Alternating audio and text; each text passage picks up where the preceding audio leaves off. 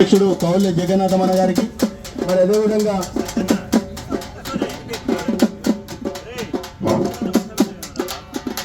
ఈరోజు ఇందిరా పార్కులో ఈ రాష్ట్రంలో ఉన్నటువంటి కుల సంఘాల అధ్యక్షులు బీసీ సంఘాలందరితో అందరి అధ్యక్షులతో కలిసి ఈరోజు జాదుల సీనన్న గారు మరి అదేవిధంగా గుజ్జ కృష్ణన్న గారు వేదిక ఉన్న బీసీ సంఘాలందరూ కూడా బీసీ చేసి అందరూ కూడా ఈరోజు పాలు పంచుకోవడం భాగస్వామ్యం కావడం తెలంగాణ ఉద్యమం ఏ విధంగా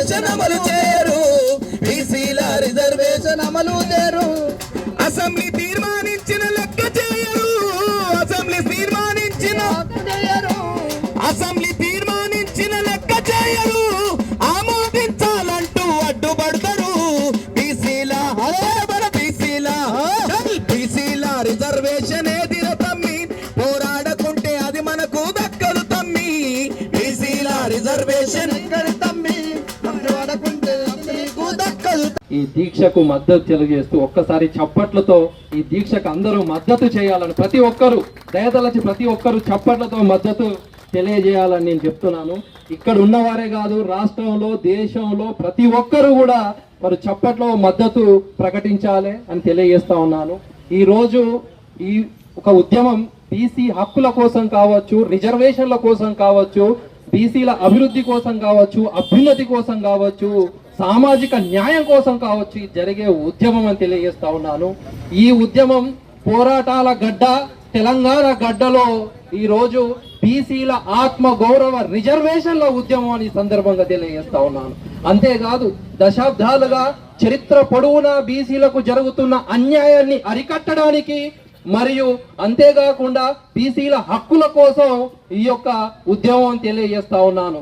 మొట్టమొదట ఈరోజు మండల్ కమిషన్ ఉద్యమ తరహాలో స్ఫూర్తితో కావచ్చు, తెలంగాణ ఉద్యమ స్ఫూర్తితో కావచ్చు ఈ ఉద్యమం ముందుకు పోతుందని ఈ సందర్భంగా తెలియజేస్తా ఉన్నాను. జ్యోతిరావు పూలే కావచ్చు, మరియు పెరియన్ రామస్వామి కావచ్చు, మరియు కేరళలోని నారాయణ గురు కావచ్చు, వారి యొక్క స్ఫూర్తితో ప్రేరణతో ఈ సామాజిక ఉద్యమాలు ముందుకు పోవాలి, మన హక్కులు మనం పోరాడి సాధించుకోవాలని ఈ సందర్భంగా తెలియజేస్తా ఉన్నాను.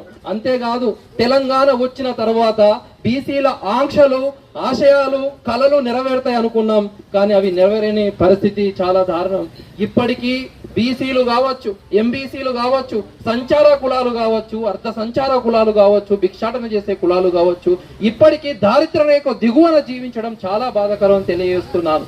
అంతేకాదు ముఖ్యంగా ఇప్పటికీ 100 కులాలు అసెంబ్లీలో అడుగు పెట్టలేదు, 100 కులాలు పార్లమెంట్ లో అడుగు పెట్టలేదు. ఇప్పటి వరకు ఒక 100 కులాలు సర్పంచులు కాలేదు, ఎంపీటీసీలు కాలేదు, జెడ్పీటీసీలు కాలేదు.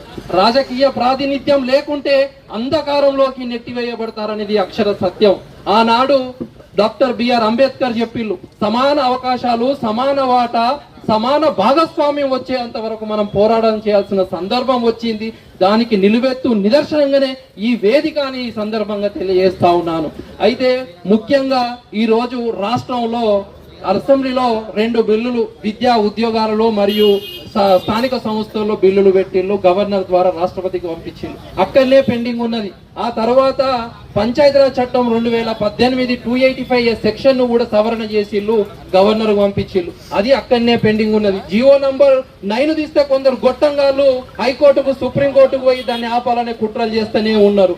అయితే నేనేమంటున్నా, ఈ యొక్క క్లియర్ గా కేంద్ర ప్రభుత్వ నిర్లక్ష్య వైఖరికి నిలువెత్తు నిదర్శనమే ఈ బిల్లులు ఆపడం కాదా నేను ఈ సందర్భంగా ప్రశ్నిస్తా ఉన్నాను. ఈ రోజు బీసీల హక్కులకు కాలరాయాలను చూస్తే కేంద్రానికి సీట్లు, బోట్లు కదులుతాయని సందర్భంగా హెచ్చరిస్తా ఉన్నానని తెలియజేస్తున్నాను. రాష్ట్ర ప్రభుత్వం కూడా చట్టబద్ధమైన రిజర్వేషన్లు కల్పించే వరకు అందరినీ కలుపుకపోయి ముందుకు పోవాలి, కానీ పార్టీల వైజ్గా ఇస్తా అంటే మాత్రం సహించేది లేదని తెలియజేస్తున్నాను.